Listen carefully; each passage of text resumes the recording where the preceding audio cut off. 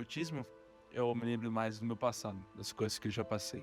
Bem, a arte surgiu na minha vida foi durante a escola, né? A vida do Lucas tem sido marcada por desafios desde o seu início de vida. O autismo trouxe todo um conjunto de sintomas. Os atrasos no desenvolvimento do Lucas foram evidentes não somente na infância, mas também na adolescência com as convulsões. E no meio de tudo isso, a falta de uma perspectiva de quando se tem um diagnóstico como esse. Muitas vezes nós nos sentimos no escuro e sem direção. Mas nesses desafios todos, Deus sempre coloca nas nossas vidas pessoas que são o toque dele. Nunca faltaram os encorajadores na vida do Lucas, aquelas pessoas que nos ajudam a ver além das circunstâncias e que nos apontam caminhos. Só que os caminhos na vida do Lucas nunca foram retos. São cheios de curva, de lugares que não gostaríamos de passar. Mas é possível encontrar ferramentas para vencer e alcançar a linha de chegada, mesmo que não seja da maneira esperada e planejada. Lucas tem um traço inconfundível que extrapolou seus cadernos e vem conquistando as principais exposições de rua de São Paulo. Pela graça de Deus, o Lucas tem realizado muitos sonhos. Em 2020 lançou seu primeiro livro, uma história real em traços coloridos que conta a sua trajetória. E esse livro tem um toque especial com prefácios de 2 grandes artistas que são Eduardo Cobra e a Cris Campana. Ambos reconhecem o Lucas como um artista jovem, talentoso, que transmite o que sente. O livro foi lançado no Consulado Brasileiro em Nova York e ganhou o prêmio Top 5 de Literatura Infanto-Juvenil. E esta é a obra que é a criação de Adão, que é uma referência bíblica de Gênesis, capítulo 1, versículo 27, mas também uma grande referência de Michelangelo, que fez uma obra incrível, que é o Teto da Capela Sistina, que é uma das obras mais importantes da história da arte. Muito obrigado a todos.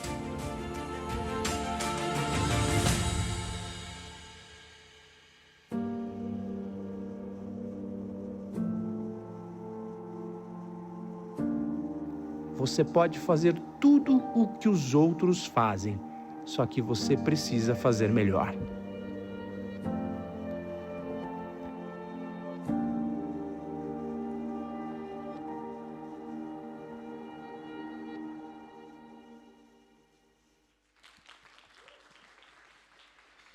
Vamos aplaudir com mais força, gente. Pelo amor de Deus, que coisa maravilhosa. Hoje está aqui com a gente o Lucas Kissenyuka, sua família. Pedi para sua família ficar em pé também. Vamos aplaudi-los, estão aqui com a gente. Vieram diretamente de Orlando. Lucas, vem cá, Lucas. Lucas vai estar subindo aqui. Lucas vai estar compartilhando um pouco do testemunho. Esse mês de abril, para quem não sabe, dia 2 de abril, é o Dia Mundial da Conscientização do Autismo, né? Pessoas com transtorno espectro autista. E é uma oportunidade maravilhosa para a gente se conscientizar, para a gente lutar contra preconceitos, combater preconceitos. E nós, como igreja, Lagoinha, Jacksonville, e principalmente nós, como cristãos, deveríamos nos envolver com todo tipo de causa que traz essa conscientização, que valoriza todo tipo de pessoa. E como igreja local, nós temos um projeto também na nossa sala Acolher, já falei isso para vocês anteriormente. Então, para nós, Lucas, é um privilégio poder te receber aqui, receber vocês como família ali fora. Vocês já viram as telas, estão ali, não só para a exposição, se você quiser comprar também, por favor, adquiram a tela, faça isso. No final, a gente vai estar ali, eles vão estar ali também, mas a gente vai ouvir um pouquinho agora do testemunho do Lucas. Pessoal, muito obrigado aí por terem me convidado. E aí vocês vão saber um pouco mais da minha história e também sobre o meu testemunho. Opa, muito obrigado, hein?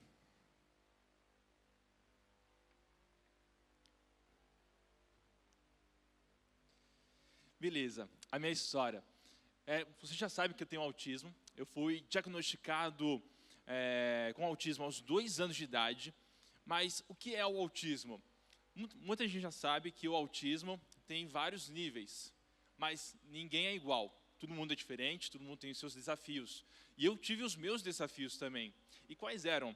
Era o paladar, era sensibilidade à luz, também ao som também, mas uma das grandes dificuldades que eu tive era a comunicação, porque eu não conseguia falar direito. Eu tinha um trava-línguas. Quando eu falava com meus amigos, soltava aquela frase, sabe, de Sócrates, Mas não, um trem atropelava todas as minhas palavras e ninguém entendia. Era a língua do Lucas, meus pais falavam isso, a língua do Lucas, ninguém entendia. Pois é. Mas enfim, por conta dessa dificuldade, da minha comunicação, eu tive a dificuldade do bullying. Passei por muitas dificuldades na escola, na questão do bullying, porque quem já passou por isso já sabe como que funciona, né, como que é a agressão verbal e essas coisas. Isso foi muito difícil quando eu era pequeno. E quando eu voltava para a escola, eu chorava, nossa, muito, porque eu não sabia como lidar com esses desafios. Era dentro da escola e fora da escola também. E às vezes eu falava para meus pais, nossa, pai, mãe, eu queria muito voltar no tempo. E eles, por quê? Porque eu queria voltar no tempo para encontrar Jesus, para que Ele me curasse. E isso é uma coisa bem difícil. Mas eu estava muito perdido com as minhas dificuldades sobre o autismo, sobre a questão do bullying. Estava completamente perdido na escuridão, totalmente. Mas Cristo iluminou a minha vida, iluminou. Ele é uma luz, Ele é o farol que abriu um caminho para mim, para que eu pudesse encontrar Ele. E Deus, Ele é incrível, porque Ele apresenta pessoas para me ajudar nas minhas dificuldades, no meu desafio, nos meus desafios. Isso foi bom. Meus pais, principalmente eles, que me ajudaram muito, nunca desistiram de mim, sempre me apoiavam. Era incrível. Mas também tive amigos que me ajudavam também. E tem essa história do meu começo da minha arte, como vocês já viram, que um amigo meu, Natan, ele presenteou um caderno de desenhos e eu comecei a desenhar. Nossa, comecei a desenhar várias e várias vezes. E isso foi uma forma de a minha arte conhecer outras formas, né, de comunicação. Eu era muito tímido também, e a arte foi uma forma de comunicar com as pessoas. E também combater o bullying. E isso foi muito bom para mim. Eu fiquei tão aliviado que consegui superar esse desafio. Mas eu fiquei pensando, nossa, que tal eu criar um estilo de arte? Porque já estudei vários artistas, como Pollock, Jackson Pollock, o Picasso, Van Gogh, Leonardo da Vinci, entre outros pintores. Então, se eles conseguiram criar seu próprio estilo de arte, então por que eu não posso criar o meu? Então foi isso que comecei. Comecei a desenhar, comecei a ter as minhas ideias, usando a criatividade, a imaginação, e aí encontrei a minha identidade visual, que hoje sou artista plástico e que eu já participei no começo da minha carreira. Foi muito bom, foi um grande desafio, mas valeu muito a pena. E participei de várias exposições, parcerias, e também compartilhando, né, sobre o papel de um artista cristão, que ele defende a verdade, bondade e a beleza de Deus, que criou este mundo inteiro. Então essa é a minha missão. Sou artista, e essa é a minha missão, que é compartilhar o Evangelho que Deus tem feito, que fez em minha vida, usando a minha arte para defender esses 3 princípios que todo artista cristão defende: a verdade, a bondade e a beleza. E é usando isso, a minha arte, com imaginação e criatividade, que nós precisamos fazer isso, como artistas cristãos, pois Deus, Ele é o maior pintor de todos os tempos. Ele que pintou esse universo, e também Ele fez uma grande obra, a graça. A graça.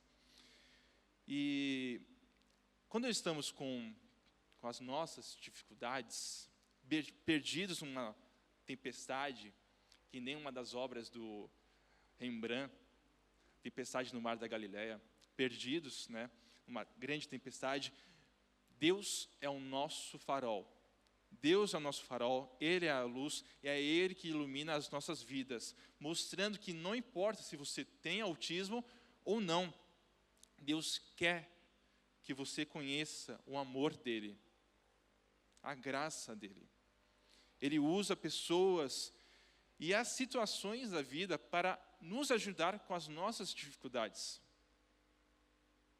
E Deus usou a minha família, os meus irmãos e irmãs em Cristo para superar os meus desafios, e que valeu muito, muito a pena. E também continuo aprendendo mais sobre ser um cristão e depender de Deus. Então, como cristãos, precisamos continuar sendo firmes na fé, firmes em nossa fé, ajudar uns aos outros, como Cristo nos ensinou, ajudar o próximo. Devemos seguir e colocar em prática em nossas vidas.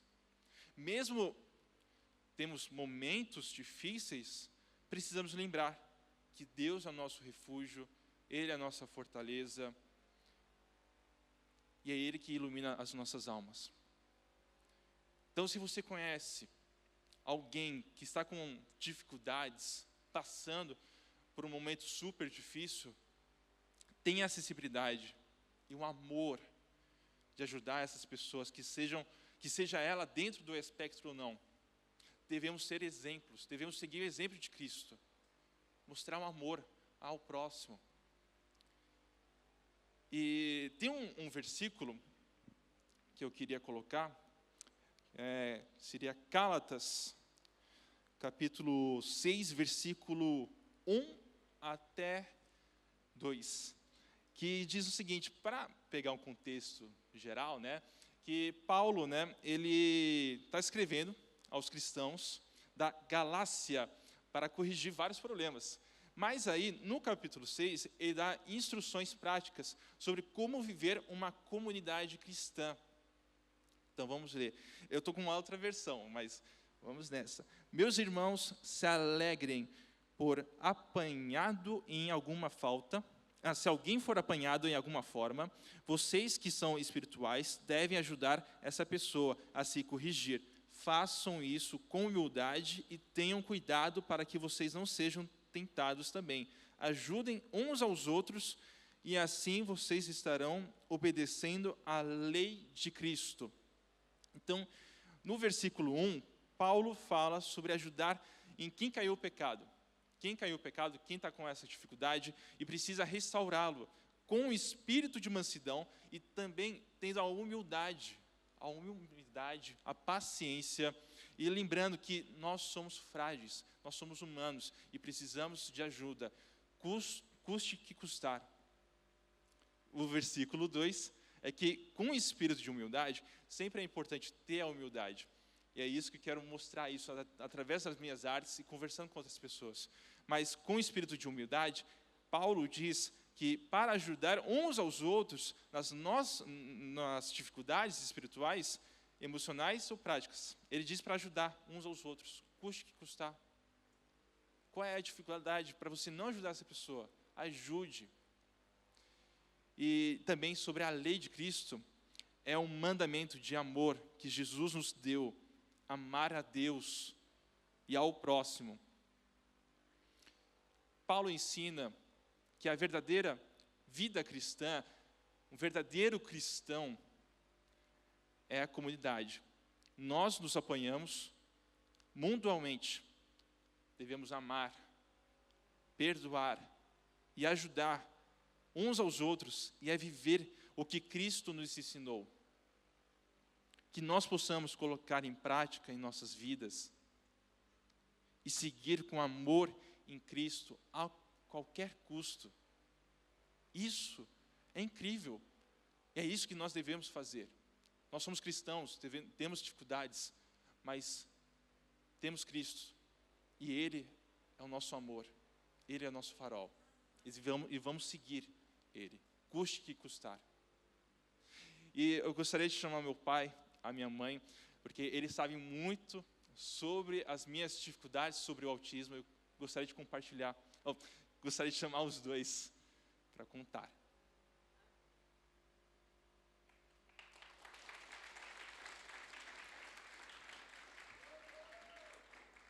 Minha mãe Tatiana, meu pai Hugo. Bom dia, junto com o Lucas, meu marido Hugo, minha filha Sofia, a gente agradece novamente convite do pastor Davi, da Ana, nossa amiga querida, e Felipe, nosso amigo, irmão querido também. É um prazer a gente estar aqui com vocês. O Lucas já contou, né, deu um resumo da vida dele, mas como mãe, né, como pais, a gente gosta sempre de reforçar que era assim uma situação muito difícil mesmo que nós vivíamos. O Lucas tem um testemunho também junto com a questão do autismo. Ele tinha uma dificuldade auditiva, ele tinha uma perda auditiva que nós descobrimos quando ele tinha 2 anos, junto com o diagnóstico de autismo. Então, como mãe, a gente não quer acreditar, nós fomos em vários, como pais, a gente não quer nunca acreditar que nossos filhos têm o diagnóstico, nós somos vários médicos, e nessa procura toda, além do diagnóstico, tinha essa perda auditiva. E nesse momento, o meu marido, ele tocava trombone com o Diante do Trono.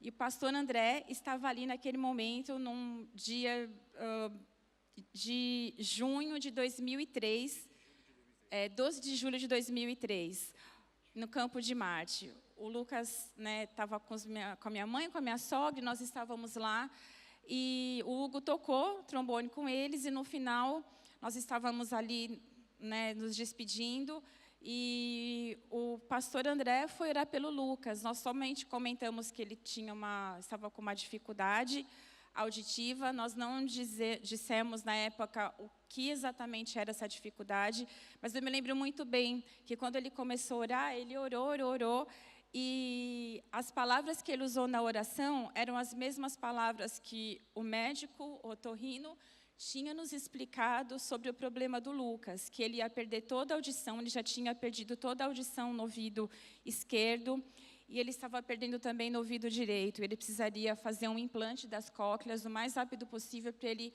absorver ainda o que ele tinha de audição. O diagnóstico, o prognóstico era que ele ficaria completamente surdo. E naquele momento o pastor André orou e ele falou assim no final: olha, vocês, Deus, eu vi um anjo em cada lado, mexendo nos ouvidos do Lucas. Ele está curado. Ele vai demorar para falar, mas vocês podem fazer o teste e ele está curado. E nós saímos de lá, e quando nós chegamos em casa, eu lembro que minha sogra e minha mãe comentaram: a gente estava aqui no quintal, passou um avião e o Lucas olhou para cima. Falei, nossa! E nós, a gente tem que fazer o nosso papel, então, aqui também. Desculpa, eu tive uma crise de labirintite ontem, eu estou um pouco tonta. E aí a gente foi no otorrino, fizemos novamente o exame, porque ele estava para fazer um implante. E no dia que nós refizemos o exame, a médica falou assim para mim: olha, eu vou refazer mais uma vez, porque não estou encontrando nada aqui. E ela tinha os exames anteriores, e ela refez, ela falou assim: olha, ele ouve melhor que vocês. Então, aquele versículo que diz, que o justo viverá pela fé, eu acho que é isso que a gente tem que lembrar sempre, da nossa fé em Jesus, que é nele em quem nós depositamos toda a nossa confiança. E vão ter dias difíceis, vão ter tempestades, sim, mas no dia de tempestade a gente tem que vestir a nossa capa, para nos protegermos, numa linguagem figurada, e lembrarmos da presença de Deus, que é sempre conosco.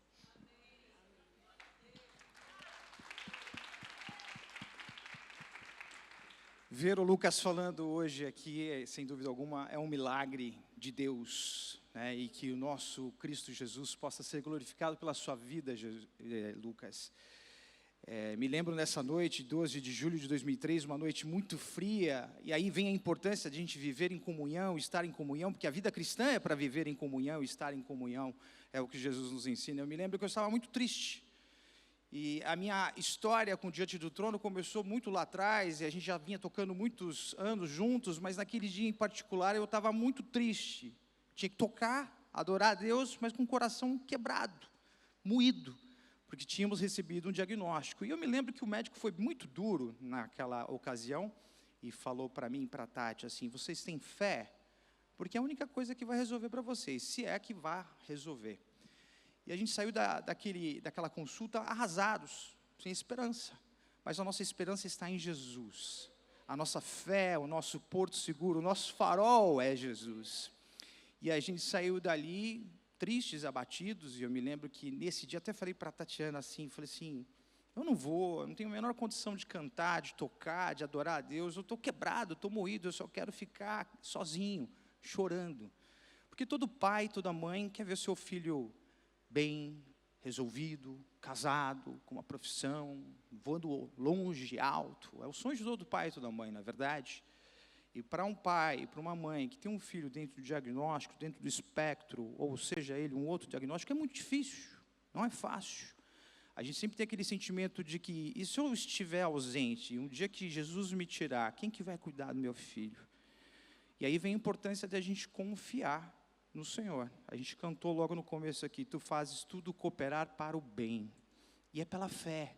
E é nisso que a gente acredita. E é por esse caminho que a gente caminha, é um caminho de fé, de esperança em Cristo Jesus. Aí eu, encorajado pela Tatiana, a gente foi então para aquele dia, mais de 2 milhões de pessoas naquele dia, frio em São Paulo. Foi um dos maiores eventos e movimentos de adoração que o Diante do Trono fez naquela ocasião. Difícil para chegar, eu querendo desistir de chegar no caminho, e a gente acabou insistindo, e chegamos e tocamos, e aquele dia estava bem triste mesmo. E fazendo perguntas para Deus, porque a gente faz perguntas para Deus, né, pastor Davi? Por que isso? Para que isso? Por que isso está acontecendo? Como Davi fazia. E eu me lembro de que quando terminou os músicos ali, era a época que o Diante do Trono tinha os metais, né, os saxofones, as trompas, os trombones, e o pessoal, Hugo, você está muito para baixo, aconteceu alguma coisa? Eu falei, não, está tudo bem, está nas mãos de Deus. E aí eu me lembro que um dos músicos virou para mim e falou assim, olha, depois que a gente terminar aqui, a gente vai lá para o hotel, e a gente vai jantar, e você é nosso convidado, vai lá jantar com a gente. E o André está lá, o pastor André Valadão está lá, e ele pode fazer uma oração por você. Aí eu falei, não vou não, imagina, vocês devem estar quebrados, cansados, também estou abatido, estou cansado. Mas a Tatiana, aí vem a importância da relação, do casamento, do viver em comunhão. A Tatiana me encorajou e falou, vamos, pode ser Deus falando. E a gente então se dirigiu para o hotel, parei em frente do hotel, e ainda na frente do hotel pensei 10 vezes, não vou, imagina, pastor André Valadão orar por mim, imagina, quem sou eu? Deixa os músicos descansarem, para que eu vou fazer isso? Eles viajaram até aqui, foi um dia muito cheio, está frio. E a Tati falou, não, a gente já está aqui em frente, vamos lá. E a gente foi. E a gente encontrou o pastor André Valadão ali no hall do hotel mesmo. E o pastor André Valadão, muito carinhoso, olhou para mim e falou assim, Hugo, que bacana que você está aqui, ali no hall, na frente de outras pessoas, sem ser o pessoal do Diante do Trono, quero fazer uma oração para você. Naquela hora ele começou a orar, como a Tati falou, e descrever exatamente as palavras que o médico tinha usado para a gente naquela ocasião. Ele foi usado por Deus, e ali a história de Lucas toma um outro rumo. Então, de fato, a comunicação por Lucas poderia ser talvez zero hoje, por conta da perda auditiva, e Deus operou um milagre. E é nesse Deus que a gente crê, um Deus de milagres, um Deus que pode fazer muito mais do que nós sonhamos, muito mais do que a gente pode imaginar. Esse é o Deus que a gente serve. Agora eu vou falar para você, viver na dependência e na espera é difícil, mas na espera é que a gente tem que ter a esperança. Amém? Ser um pai de um garotão desse com autismo é desafiador. Ser uma mãe também é desafiador. A gente tem os nossos desafios. Claro que é difícil para uma criança dentro do espectro. A gente não está dentro da mente dessa criança, como a gente não estava dentro da mente do Lucas. Mas um pai e uma mãe também sofrem junto, a família toda sofre junto. Mas Deus jamais deixou faltar absolutamente nada. Há um desgaste para toda a família que está dentro, que tem uma criança, um adulto dentro do espectro, há um desgaste emocional, há um desgaste financeiro, há um desgaste relacional. É uma caminhada difícil, não é uma caminhada fácil. Claro que o Lucas passou por uma série de tratamentos, uma série de terapias, isso demanda tempo, demanda atenção e demanda recursos. E brevemente quero contar mais um testemunho para que o nome de Cristo Jesus possa ser glorificado mais uma vez nessa noite, que eu me lembro que a gente vivia muito apertado. A gente vivia na periferia ali de São Paulo, eu músico do Teatro Municipal de São Paulo, fui músico de uma orquestra profissional ali em São Paulo, uma orquestra de ópera, por mais de 28 anos, quase 30 anos. Minha vida toda como músico e vida de músico no Brasil não é fácil. E a gente apertado, e a gente tinha um carro que estava financiado. E o Lucas precisava fazer as suas terapias, fono e outras coisas mais. E o dinheiro ali sempre muito apertado, muito justo, e eu tinha que pagar o financiamento do carro. Chegou uma hora que eu tive que escolher, ou era a terapia para o Lucas, ou era o financiamento do carro. E é lógico que eu coloquei a terapia do Lucas em primeiro lugar, e parei de pagar o financiamento do carro. Parei. Eu falei para a Tati assim, dando 3 meses, o banco vai vir e vai pegar o carro, se não até antes. Mas como que a gente vai fazer? Deus vai prover, Deus vai fazer. Eu me lembro que passaram-se 3 meses e nada. Nenhuma ligação, nenhuma carta, nenhum oficial de justiça tocando a campainha. Isso está estranho. 4 meses, 5 meses se passaram. Eu falei, tem alguma coisa errada. Fazem 5 meses que eu não pago o meu carro. Alguma coisa não está certa. Eu liguei para o banco e falei assim, olha, meu nome é Hugo, eu tenho um contrato com vocês, meu CPF é número tal, e eu estou com um carro em atraso com vocês. Eu queria ver como que eu consegui resolver essa situação e como que está essa minha situação, se é que dá para a gente renegociar isso. A moça entrou no sistema e falou assim, o CPF número tal, o contrato número tal, Hugo Senyuk. Eu falei, exatamente isso. O seu carro está quitado. Glórias a Deus. Eu não sei como. Eu pensei assim, meu pai não tem condições de ir lá quitar o carro. Eu não conheço ninguém que esteja no nosso relacionamento naquela época que pudesse chegar lá e quitar o carro. Na mesma hora eu falei para a moça, acho, deve ter um erro no sistema, eu vou aí com carnê, com tudo que eu tenho aqui do contrato, e vou até vocês. Onde vocês estão? A gente está aqui na rua 15 de novembro, lá no centro de São Paulo. Estou indo aí. E fui. Cheguei lá, procurei a moça que tinha falado comigo pelo telefone. Ela falou, Hugo, você não está acreditando, eu vou mostrar para você a tela, que inclusive até imprimi. Está quitado o seu carro. Eu falei, meu Deus, mas quem quitou? Não sei, foi quitado em dinheiro. Então, a gente não tem o registro de quem quitou esse carro, mas chegaram aqui e pagaram o seu carro. Glórias a Deus por isso. Na época, nós ganhamos um carro presenteado por Deus. Então, Deus, Ele é um Deus provedor. Deus é um Deus que cuida e que vai cuidar. Eu creio que quando eu não estiver, a Tati não estiver, Deus vai continuar cuidando. Deus vai cuidar desse garoto, desse homem, como cuidou e tem cuidado ao longo da história. Deus vai cuidar de você, Deus vai cuidar do seu coração, Deus vai cuidar da sua família.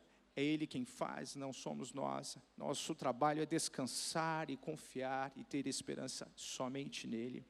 Amém? Há muita coisa para contar, a gente poderia contar vários exemplos, né, Tati, de terapias que deram certo, terapias que não deram certo, processos que foram frustrantes.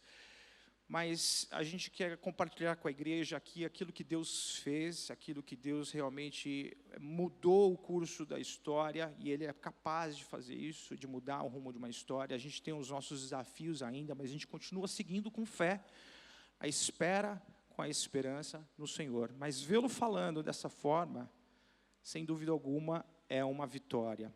E a Ele toda a honra, toda a glória, como nós cantamos aqui. Amém. Pastor Davi, obrigado pela oportunidade. Felipe, Ana, obrigado. Deus abençoe vocês.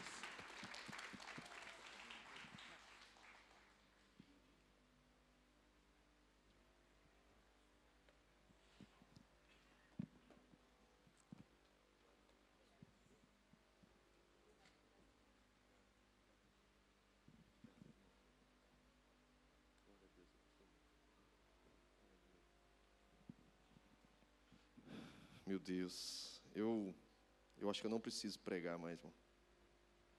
Eu quero só falar 2 coisas para vocês. Teve uma mulher, sunamita, no texto de 2 Reis 4, 26. Essa mulher, ela foi ao encontro do profeta Eliseu, e Eliseu manda o Geazi, o seu servo, ao encontro dela. E aquela mulher, quando sai de casa, ela tinha deixado o filho morto. Depois você pode ler a história em casa. Veio na minha mente essa história ali enquanto eu ouvia. o servo do profeta pergunta para ela: vai tudo bem com você, com seu marido e com seu filho? E a resposta dela em 2 Reis 4, 26 é: vai tudo bem. E algumas pessoas podem interpretar esse texto como fé, como força dela. Mas uma vez eu ouvi uma mensagem de um pastor que me pastoreou por alguns anos, Ricardo Carvalho, e eu nunca esqueci essa mensagem, foi tão forte. E ele disse que quantas pessoas estão passando lutas, desafios, e eles continuam dizendo: vai tudo bem.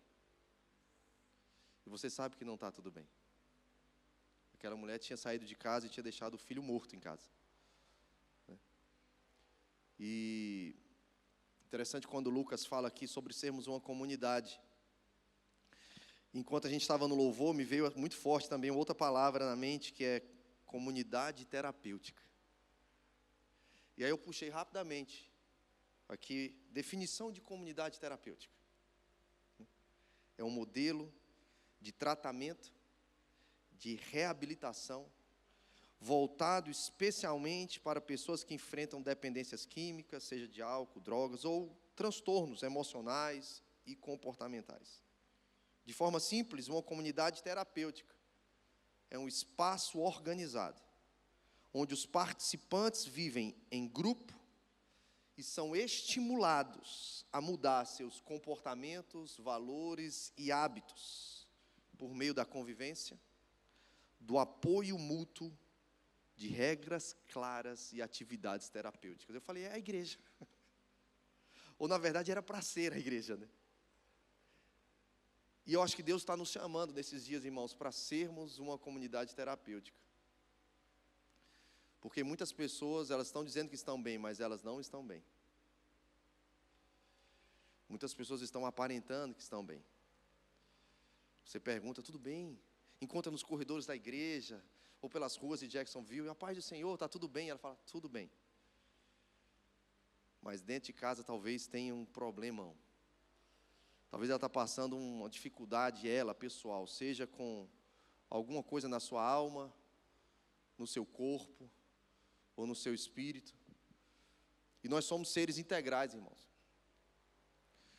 A gente não pode só acreditar que a gente se converte e agora só o nosso espiritual foi salvo, né? Não, João 8,32 diz: conhecereis a verdade vos libertará. E Ele quer libertar no espiritual, no corpo e na alma. 1 Tessalonicenses 5,23 vai falar que nós precisamos ser santificados no corpo, na alma e no espírito para a vinda de Cristo. E aí você pode parar e pensar: pastor, mas eu estou orando, pastor. Eu estou lendo a Bíblia, tá? Mas como é que está a sua alma? Como é que está o seu corpo? Uma comunidade terapêutica, irmãos, são pessoas que decidem viver juntas, mas para passar a viver em um grupo, em uma comunidade terapêutica, existe algo que é fundamental, se chama vulnerabilidade. A gente tem que ter coragem, irmão, de tirar as máscaras. A gente tem que ter coragem de falar: por que eu estou mal? O pai do Lucas, esqueci o nome, Hugo, foi tocar lá no evento do Diante do Trono, sem nenhuma vontade, né? Sem nenhum desejo, sem nenhuma alegria. Responsabilidade, parabéns. Responsabilidade e compromisso. Mas quantas vezes não somos eu e você? Levanta para trabalhar sem nenhuma vontade. Se arruma para vir na igreja, zero motivação e expectativa. Tentando dar um jeito de não conseguir chegar. Sim ou não? Será que eu estou sozinho aqui? Não me deixa me expor sozinho. Irmãos, quantas e quantas vezes eu subi nesse púlpito, zero vontade de estar aqui. Zero. Caçando um jeito de não vir no culto, mas eu tenho que vir, eu sou pastor. Eu não sei você, irmãos, eu não quero viver uma farsa. Eu não sei você. Eu não quero fazer parte de um clube social, eu prefiro fazer parte de uma comunidade terapêutica. E não tem como ser curado se não tem vulnerabilidade. Não tem. Não tem como a gente encontrar apoio mútuo se eu não digo, ei, eu preciso de apoio. Não tem como ninguém, Hebreus 10, 24, se eu não me engano, fala, olha, não deixe de congregar. Por quê? Para bater o ponto lá no domingo e dizer, estou quite com Deus para mais uma semana? Não, o autor da carta aos Hebreus, ele é claro, ele fala, não deixe de congregar, como está sendo já costume de alguns. Por quê? Porque no congregar a gente vai ser estimulado ao amor e às boas obras. Irmãos, a gente congregar é muito mais do que vir num culto. É a gente ser estimulado uns pelos outros. É muito mais do que sentar em umas cadeiras, um de costas para o outro. É em alguns momentos a gente virar de frente um para o outro. Como foi feito ontem lá no Shine. Fala, o que está te impedindo de mudar de estação? Cara, para você falar para alguém o que está te impedindo, você vai ter que ter o quê? Vulnerabilidade.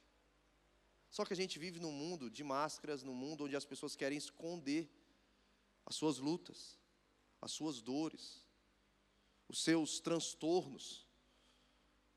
A gente acha que é vergonha. Ei, nós precisamos combater o preconceito no nosso meio, não só ao transtorno de espectro autista. Existem tantos outros transtornos no nosso meio, irmãos.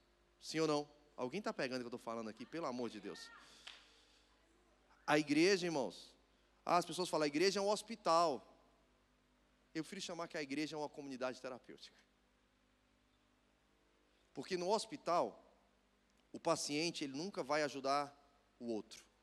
Ele vai pensar na sua enfermidade, vai vir um enfermeiro, um médico, curar. Se ele for curado, ele vai sair, vai dar ali, vai ser liberado e ele vai para casa. Ele não tem relacionamento com os outros pacientes, ele não tem relacionamento com os médicos, ele muda os médicos de plantão, as pessoas de... Não. Numa comunidade terapêutica, aquele que era paciente, ele pode ser instrumento de cura para outra pessoa.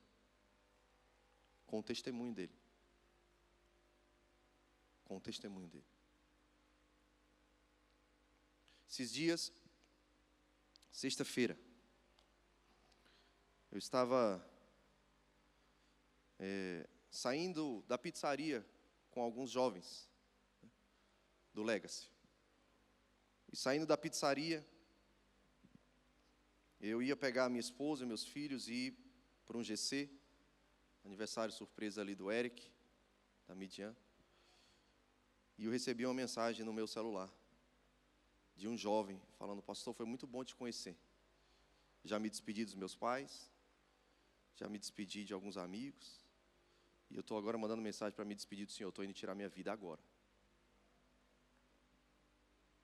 E naquela hora, irmão, eu falei, aonde você está? Que eu vou até onde você está agora. E fiquei numa chamada de vídeo com ele. Para ele ficar me vendo e eu vendo ele. E eu falei, cara, é o seguinte, eu estou indo pegar a minha esposa e os meus filhos e levar em um lugar. E ele na chamada de vídeo comigo. Você está comigo? Vamos conversando. Vamos conversando. Ó, já peguei a minha esposa, já peguei os meus filhos. Estou indo ao seu encontro. Fui ao encontro daquele jovem, fiquei 1h30 com aquele jovem. Como muitos outros jovens, irmãos. Um jovem que sorri, um jovem que...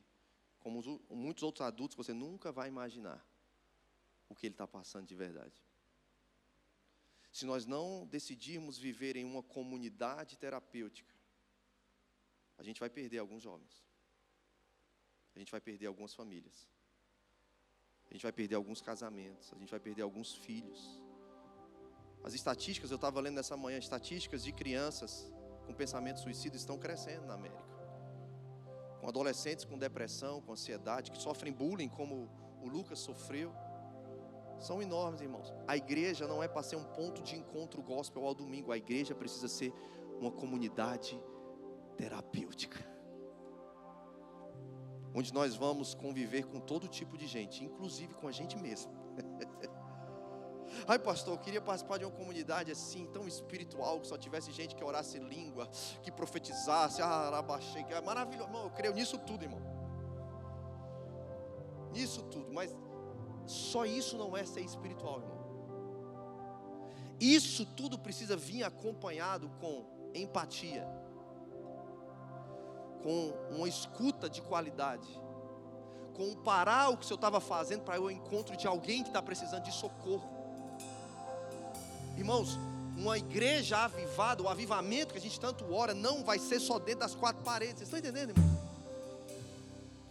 E eu vou terminar com uma palavra que veio na minha mente muito forte enquanto o Alan fazia dízimo e oferta: compaixão. Se você botar no dicionário, seja no grego, seja em português mesmo, você vai ver que compaixão vem da palavra intestino ali, que para o hebreu intestino, ele era a sede dos ternos afetos e emoções.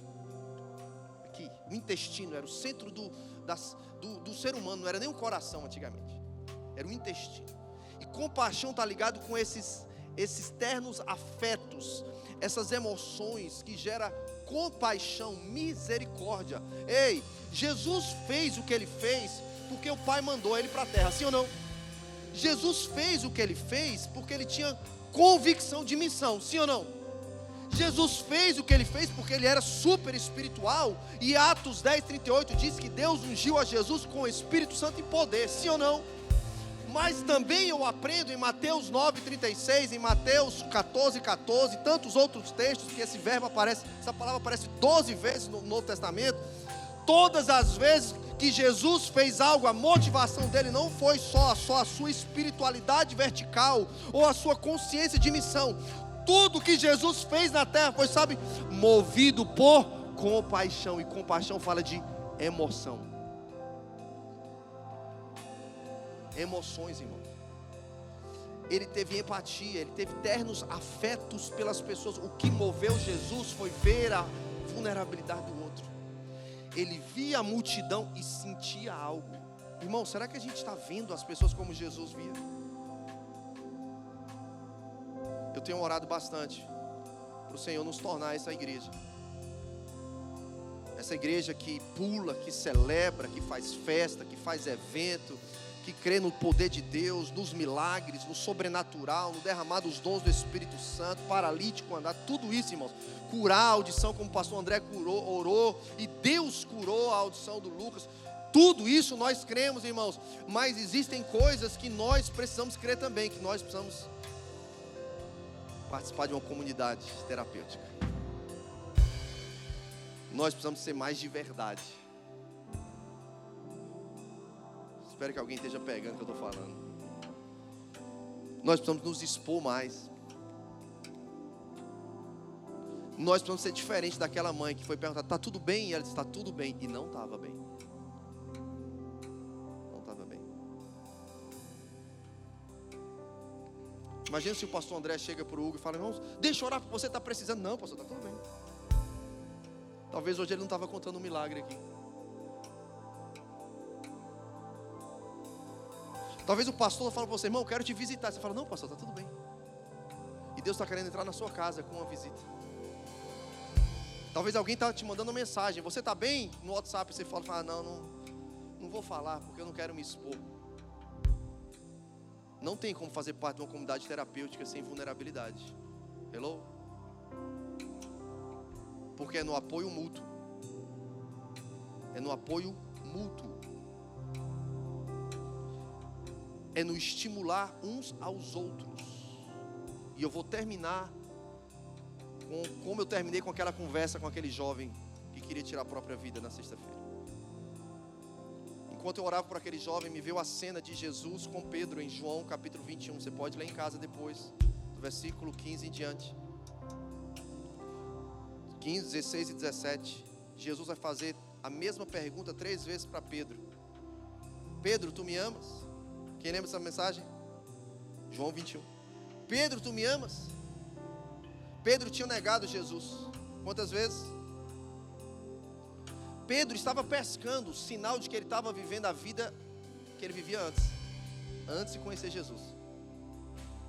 Ele voltou para a mesma rotina, ele voltou para a mesma realidade, ele voltou para o mesmo padrão de vida, ele voltou para o mesmo estilo de vida, ele voltou a ser quem ele era antes de conhecer Jesus. Está pegando? Sentimento de frustração, alma, tristeza, decepção consigo mesmo, achando que Deus não ia fazer mais nada através dele. Promessas que ele recebeu de Jesus: olha, eu te dou as chaves do reino, como está lá em Mateus 16, Mateus 18. Vou te usar, você vai fazer isso, aquilo, outro. Ele acha, cara, eu estraguei tudo. A alma de Pedro estava dilacerada, irmãos. Aí Jesus chega e fala: Pedro, tu me amas? Sim, Senhor, eu te amo. Cuida das minhas ovelhas. Pela segunda vez o Senhor Jesus perguntou: Pedro, tu me amas? Senhor, tu sabes que eu te amo, então apacenta as minhas ovelhinhas. Pela terceira vez o Senhor pergunta: Pedro, tu me amas? E Pedro se entristece, porque Jesus tinha perguntado pela terceira vez, mas ele disse: Senhor, tu sabes que eu te amo. E Jesus fala: então cuida do meu rebanho. Deixa eu falar uma coisa para você, querida. Comunidade terapêutica, diferente de um hospital. A gente está no processo de cura, mas nós podemos ser instrumentos de cura na vida de alguém também. Jesus em nenhum momento olha para Pedro e aponta o dedo na cara de Pedro e fala: mano, eu não te falei que tu ia me negar? Eu não te avisei que você ia, quando o galo cantasse, me negar 3 vezes? Cara, eu te dei a dica, mano, por que você me decepcionou, Pedro? Não, Jesus, em nenhum momento ele fez isso. Porque numa comunidade terapêutica, irmãos, nós não apontamos dedos, nós estendemos as mãos.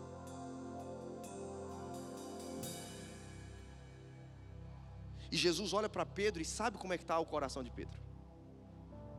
Dilacerado, frustrado, desistindo de tudo, voltando para a vida passada. Jesus, ele tira o foco de Pedro na sua própria alma adoecida e reajusta o foco de Pedro para ele mesmo. Fala assim: Pedro, eu sei que você está mal, mas olha para mim.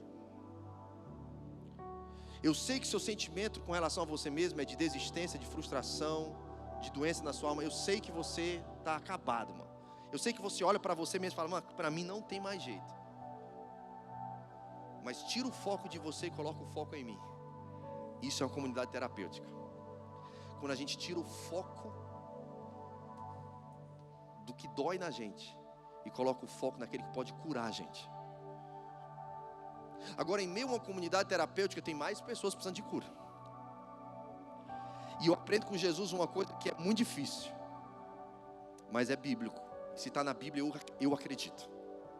Uma das formas mais poderosas que Jesus usa para curar Pedro, libertar Pedro e restaurar Pedro e devolver Pedro a alegria, o brilho no olhar, o propósito de vida, sabe qual é, irmãos? Cuida de alguém.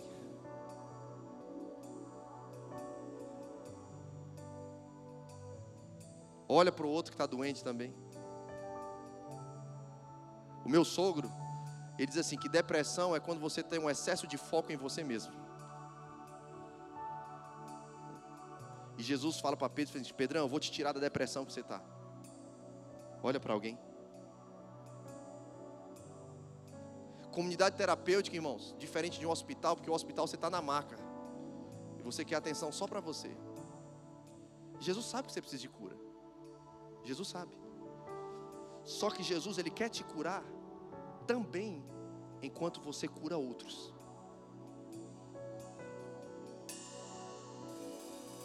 É difícil. Porque a nossa vontade, quando a gente está doendo, é fazer exatamente o que o Hugo falou. Quem nunca teve vontade? Eu quero só me trancar e chorar. Eu quero só sentir a minha dor. Eu quero só me isolar. Irmãos, eu sou pastor desde 2005. Esse ano vai completar 20 anos. Quantos cristãos nós percebemos como a mulher sunamita? Não está nada bem, cara. E dói no nosso coração. Porque a gente vê a pessoa triste, machucada, muito aquém do que Deus tem para ela. E a pessoa se isola. Você pergunta, está bem? Ela fala, vai tudo bem na minha casa. Você sabe que não é verdade. mas você não pode invadir a casa da pessoa. Participar de uma comunidade terapêutica é uma decisão voluntária. Você tem que querer, porque senão o processo de cura não funciona. Nessa manhã eu quero orar por quem entende que nós precisamos de cura. Você sabe quais são os seus transtornos? Você sabe quais são as áreas que você precisa melhorar na comunidade terapêutica, talvez nos seus valores, nos seus hábitos, nos seus comportamentos? Libertação de algo. Porque quando você está doente na alma, você vai ferir o seu corpo, é automático. Uns vão para a rebeldia, outros vão para a bebida, outros vão para a droga, outros vão para o sexo. Outros se cortam e outros, infelizmente, pensam em suicídio. Mas na comunidade terapêutica existe a cura. Por quê? Porque o cabeça da comunidade está aqui. A cura não está no se isolar. A cura está no se expor. Vamos orar? Quero que você fique em pé comigo, por favor.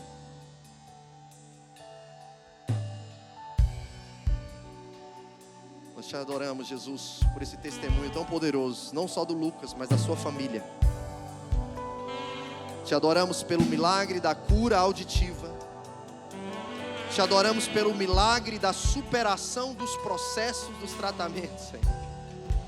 Tem coisa que o Senhor faz instantaneamente, tem coisa que o Senhor vai permitir a gente desenvolver processualmente. Obrigado porque ele tem uma família, obrigado pelos milagres, milagre do carro, milagre, Senhor, do sustento, milagre, Senhor, da arte, o milagre de tantas coisas, Pai. Mas nós nos colocamos aqui nessa manhã, não como um hospital, mas como uma comunidade terapêutica. É isso que nós queremos ser, Senhor. Tem tantas pessoas precisando, Senhor. Tantas pessoas têm coragem de ligar e pedir socorro. Outros ainda estão dizendo, está tudo bem, mas a gente sabe que não está bem. Ela sabe que não está bem. Oh Deus, em nome de Jesus, nos ajuda, Senhor, a sermos apoio mútuo uns aos outros. Ajuda-nos a sermos esse lugar onde não teremos dedos apontados, mas mãos estendidas, onde não teremos o juízo que condena, mas o coração que se compadece um pelo outro, Senhor. É isso que é ser igreja, Jesus. Nós queremos ser essa comunidade terapêutica. Nós queremos nos importar pelos autistas, pelas viúvas, pelos órfãos, meu Deus, pelos homeless, Deus, pelo que está em crise do casamento, pelo aquele que está viciado, meu Deus, no vape, na prostituição, na masturbação, na ansiedade, na depressão. Ah, meu Deus, são tantos transtornos, são tantas dificuldades na nossa alma, são tantos problemas no nosso corpo, no nosso espírito, mas tem um nome que está acima de todo nome, o nome poderoso de Jesus, o nome poderoso de Jesus, aquele que cura não só o nosso espírito, mas a nossa alma e o nosso corpo. Mas o Senhor nos cura no ambiente coletivo, Senhor. Por isso, como nós cantamos, entra em cada casa, em cada família, Jesus, em cada GC. Nós oramos agora, Senhor, para aqueles que estão afastados, aqueles que estão isolados, que o Senhor mesmo os lace com laços de amor e os traga de volta para o meio da congregação. Aqueles que estão, Deus, desviados, desigrejados, afastados, envergonhados, oprimidos, em pânico, meu Deus, nos ajuda, se eles não tiverem força de vir, irmos ao encontro deles. Queremos ser essa comunidade terapêutica, Jesus. Que o Teu Espírito Santo nos ajude. Que o Senhor nos batize nessa manhã com a mesma compaixão que movia Jesus. Os mesmos ternos afetos, entranhas de compaixão e misericórdia, emoções envolvidas no ato de olharmos para as pessoas e enxergarmos de fato como elas estão e como nós podemos apoiá-las e recebermos esse apoio, em nome de Jesus. Muito obrigado por essa manhã de cura. Tu és a cura, creio que és tu.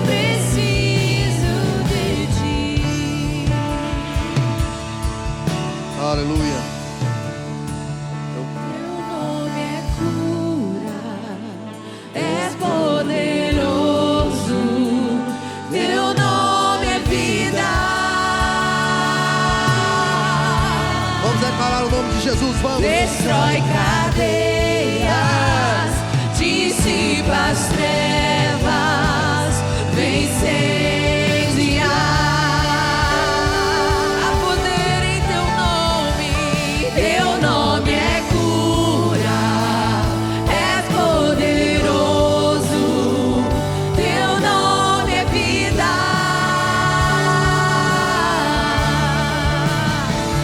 Destrói cadeias, dissipa as trevas, vem incendiar. Aleluia, eu quero orar por você, mas eu quero te deixar palavras de encorajamento, eu quero estimular a sua vida. Ei, você pode, você não merece viver aquém do que Deus tem para você, não foi isso, não foi para isso que Deus te criou. Pessoas que estão se machucando, pessoas que estão vivendo aquém dos sonhos de Deus para a sua vida, deixa eu te falar, é para isso que existe uma igreja local, meu filho. Ei, você pode pedir ajuda, aqui é um lugar seguro. Você pode pedir uma visita, você pode receber um aconselhamento, você pode não andar sozinho, procurar um grupo na casa de alguém e decidir andar junto com alguém. A igreja não é só isso aqui aos domingos pela manhã, a igreja é essa vida na vida, de segunda a segunda. Mas você tem que querer, e deixa eu te encorajar, queira, porque Deus quer te fazer voar, Deus quer te curar, Deus quer romper grilhões, ei, e Deus quer usar alguém na sua vida. Não tenha vergonha, não tenha medo de ficar do jeito que você está, mas Deus quer te superar, Deus quer superar essa dor na sua vida, Deus quer fazer você pintar os seus quadros, como Lucas hoje pinta os quadros dele. Tem uma arte dentro de você, tem um talento dentro de você, tem um dom dentro de você, querido. Aleluia, aleluia. Eu quero que você feche seus olhos agora onde você está. Coloca a mão no seu coração. E eu vou orar para a gente fazer a oração mais importante dessa manhã. Eu quero que você, com a mão no seu coração e olhos fechados, mais alguns segundos, por favor. É só você e Deus agora. Coloca a mão no seu coração. E como aquele homem, Geazi, perguntou para aquela mulher, eu quero que você escute Deus perguntando para você agora. Não é para quem está do seu lado, não é para quem está na sua frente ou atrás de você. Escute Deus perguntando para você hoje, nessa manhã. Você de olhos fechados e mão no seu coração, o Senhor te pergunta: vai tudo bem com você? Vai tudo bem com você? Que resposta você daria para Jesus nessa manhã? Vai tudo bem com você? Escute Jesus te perguntar: vai tudo bem com você mesmo? Você tem certeza que vai tudo bem?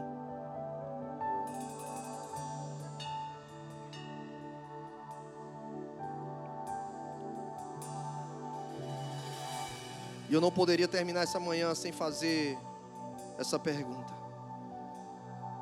Mas eu sei nessa manhã que existem duas possibilidades aqui nesse lugar. Existe a possibilidade de ter alguém que nunca entregou a vida para Jesus.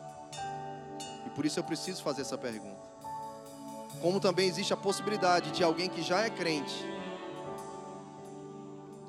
mas está ferido, está doente, está doendo, está pesado. E a sua resposta de ambos para Jesus nessa manhã é: eu não estou bem. Eu não estou bem.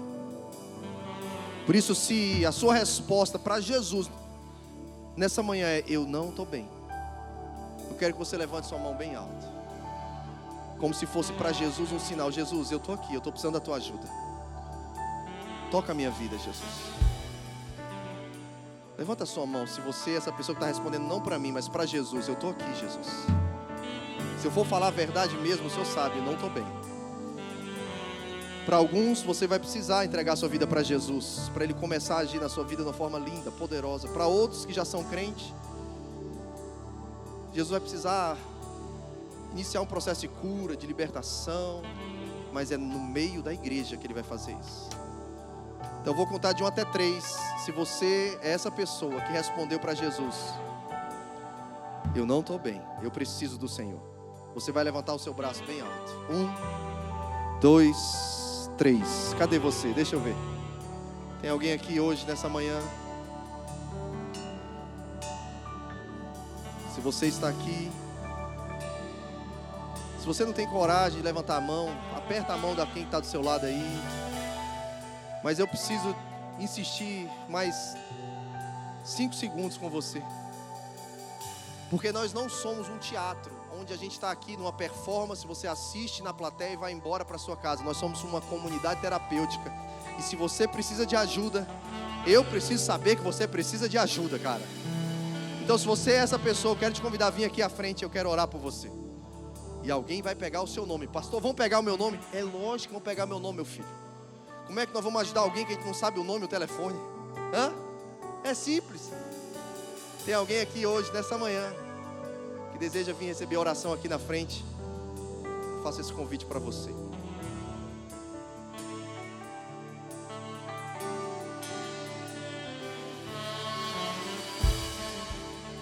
Isso. Pode vir, Pati. Tem mais alguma corajosa como a Pati? Algum homem? É interessante que eu estou vendo um bocado de gente chorando, mas a galera tem dificuldade violenta de sair do lugar, né, mano? Pelo amor de Deus. Mas vem aqui, se é você. Alguma mulher chega aqui, cola aqui na Pati comigo aqui, ó. Tem mais alguém nessa manhã? Nós vamos orar encerrando. Isso, vem pra cá. Mais alguém que quer oração nessa manhã pra gente encerrar? Vamos orar então. Pai, em nome de Jesus, obrigado, Senhor, pela vida da Thalita, da Pati. Deus, o Senhor sabe o que moveu o coração delas estarem aqui na frente. O Senhor sabe, Deus, em que área, o que não vai bem, o que dói, o que precisa de cura, de milagre, de restauração. Por isso eu oro, Deus, para que o Senhor entre na casa delas agora. O Senhor sabe, Jesus, o Senhor sabe o motivo das lágrimas. O Senhor sabe o motivo, Senhor, do choro. O Senhor sabe o motivo, Senhor, da dor. E o Senhor é o Jeová Rafa, o que cura. O Senhor é o Shalom. O Senhor é aquele que traz paz onde não há paz. Mas nós queremos ser essa igreja que acolhe, essa igreja que chora junto, essa igreja que abraça, essa igreja que é canal de cura, de consolo. Oh, meu Deus, em nome de Jesus, que o Senhor, meu Deus, traga restauração. Que o Senhor traga, Senhor, o bálsamo de Gileade. Que o Senhor cure a ferida. Que o Senhor faça, meu Deus, aquilo que precisa ser feito. Em nome de Jesus. Que o Senhor entre na casa delas. E que o Senhor transforme a dor em um testemunho. Que o Senhor transforme o choro, meu Deus, em um testemunho para a honra e glória do Teu nome. Em nome de Jesus, eu oro pela Tua igreja que está aqui nos assistindo em casa também. Obrigado por essa manhã maravilhosa. Que nós possamos ser em Jacksonville e nessa geração, essa comunidade terapêutica, em nome de Jesus. Deus te abençoe. 6h30, nós teremos nosso segundo culto. E quinta-feira estamos aqui no nosso culto fé às 8 horas. Passa ali, olha as telas do Lucas, fala com ele, parabeniza. Se quiser comprar alguma tela também, eu quero te encorajar. Obrigado mais uma vez, Lucas, toda a sua família. Obrigado, Ana Paula, Felipe. Obrigado por essa manhã maravilhosa. Deus te abençoe.